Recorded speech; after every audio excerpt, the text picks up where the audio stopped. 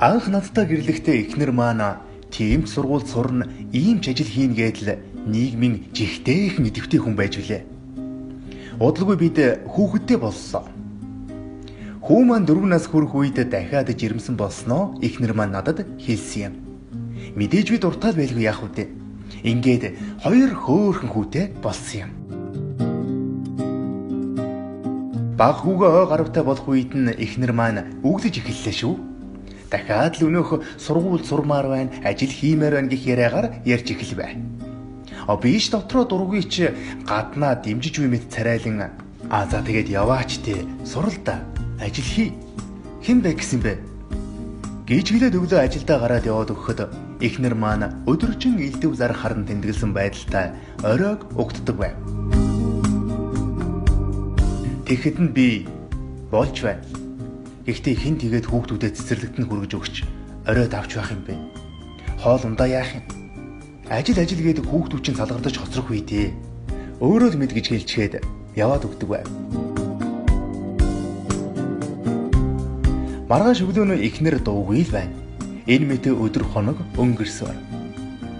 Яалтчгүй 2 хүүхэд маань гараас гарч эхлэх үед дахиад хүүхэдтэй болмоор байгаагаа эхнэртэй ил далдад цохиулгасаар байлаа. Ингээд 3 дахь хүүхэд маань төрвөө. Ингээд цаг хугацаа өнгөрсөөр нэг л мэтгэд эхнэр маань 40 хүрчээ. Сургуульчгүй, ажилчгүй, санхүүгийн хувьд бүрэн иргэшээлд минь орсон байна. Орой ажлаа тараад очиход хоол бэлэн хүүхдүүдэд санаа зовох зүйлгүй, амьдрал надад сайхан санагдах нь мэдээж. Харин өнөөдөр би эхнэрээ яагаад ч юм нэг л өөр нүдээр харлаа. Нүүрэндээ ч бодоггүй, өнгөтэй өөдтэй ч хувцасгүй, хүсэл тэмүүлэлгүй, ажил төрөлгүй, зориггүй. Хүүхдүүдээ л харахаас өөр баясах зүйлгүй нэгэн болсныг би анзаарсан юм. Нүдэн гялалзан хазар нь ягаарч би хүсэл мөрөөдлийнхөө ажлыг хийвэл тийм зүйл бүтээн химэн ярьдаг байсан тэр идэвхтэй бүсгүй нүдэн дээр минь үгүй болжээ.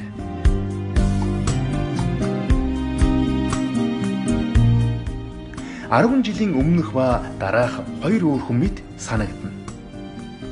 Эхнэрээ дуудаж хоёул галтгооны ширээний ард суулаа. Эхнэрийнхээ гарыг атхан хоёулаа маргааш болзоонд явах уу гэхэд нүдэн гялалзан баярлах байх та гэсэн төсөөллөөс минь огт өөр зүйл намайг угтсан юм. Эхнэрийн маань харцанд үл итгэсэн байдал тодоос тод харагдсан юм. Яг тэр мөч хүртэл яг тэр гутарсан харцыг харах хүртлээр би өөрийгөө таниагүй явж байснаа ойлгосон юм.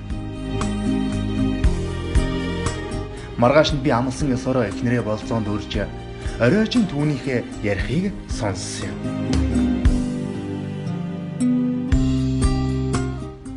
Би яагаад 10 гаруй жил энэ хүнтэй амьдарчаад хажуудаа хүн байна ч нэ тоогоогүй юм болоо гэж гайхахад хүрсэн юм.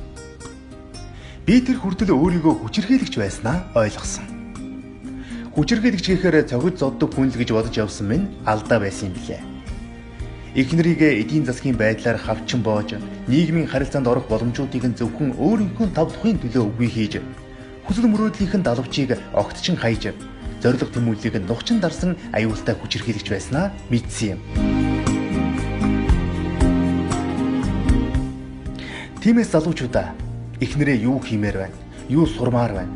Ямар спорт урлагаар хичээлмээр байна? Тэр бүгдэд нь үргэлж дэмжиж цаг зав гаргаж байхыг та бүгдээсээ хүсье. Сайхан ирээдүйн төлөө хамтдаа хичээцгээе.